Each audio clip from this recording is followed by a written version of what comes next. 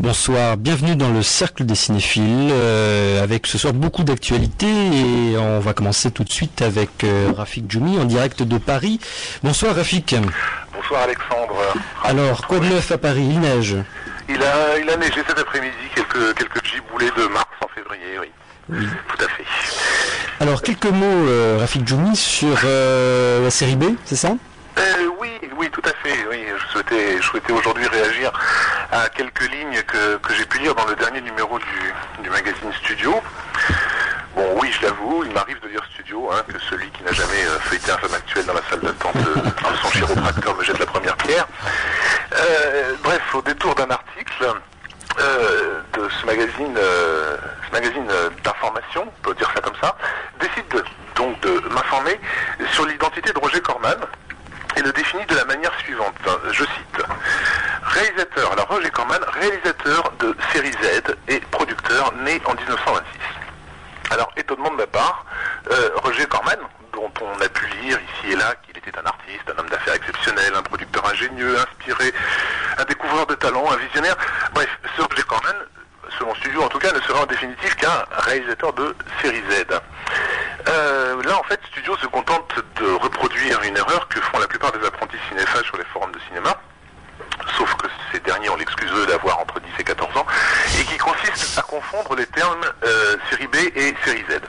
Roger Corman était un grand producteur de série B, ça oui, mais il n'a jamais produit ce que l'on pourrait qualifier de la série Z, et voici pourquoi.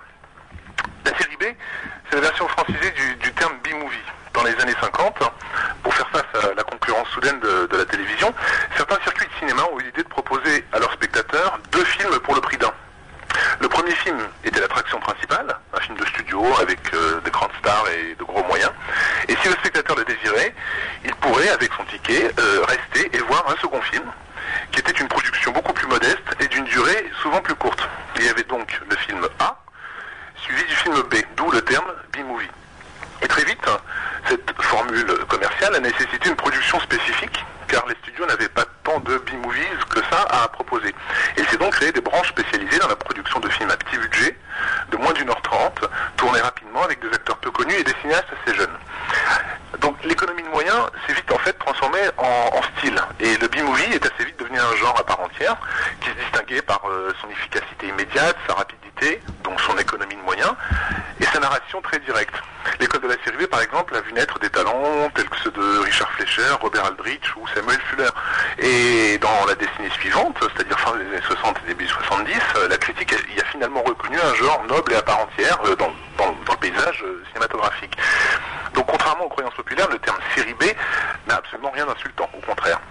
Et Roger Corman fut effectivement l'un des fleurons de ce courant, à la fois réalisateur de films, dont certains absolument somptueux, qui ont entre autres influencé des gens comme Spielberg, George Lucas ou Tim Burton, et un producteur donc de série B qui a permis l'émergence de la nouvelle vague américaine des années 60-70. Le terme série Z, lui, par contre, est une pure invention de journaliste. Il est né dans le milieu du fanzina, à la fin des années 70. Le fanzina, donc, je resitue, ce sont des journaux amateurs, des journaux de cinéma amateurs, qui à l'époque, le fanzina français était spécialisé en un traitement de films qui était un peu méprisé par le reste de la critique, mais qui étaient des films d'horreur. Et à cette époque, donc à la fin des années 70, le cinéma populaire italien était en déclin et s'était mis à produire une quantité non négligeable de films d'horreur au budget inexistant et pour la plupart fait dans des conditions à peine professionnelles. Et pour désigner ce sous-genre, certains journalistes firent remarquer que le manque de moyens était tel qu'on ne pouvait plus qualifier ça de série B et pour rigoler appeler ça la série Z. Donc série Z est un terme, lui pour le coup, même un peu insultant, même si les journalistes à l'époque ne l'employaient pas comme tel, mais qui a fini par désigne un film qui a été fait dans des conditions proches de l'amateurisme. Donc, que le studio permette de confondre et de nous apprendre à ses lecteurs que Roger Corman est un réalisateur de série Z, c'est finalement faire peu de cas de l'apport absolument gigantesque qu'un mec comme Corman a pu amener au cinéma et au cinéma de qualité sans temps. Donc voilà, il fallait que ce soit dit et redéfini. Alors on peut citer quelques films de Roger Corman Alors des films de Roger Corman, un des exemples les plus amusants de série B que Roger Corman a pu produire, c'est La Petite Boutique des Horreurs, qui est un film dont la légende dit qu'il a été tourné en 48 heures et qui a fini par devenir une espèce de mini classique de la comédie d'horreur.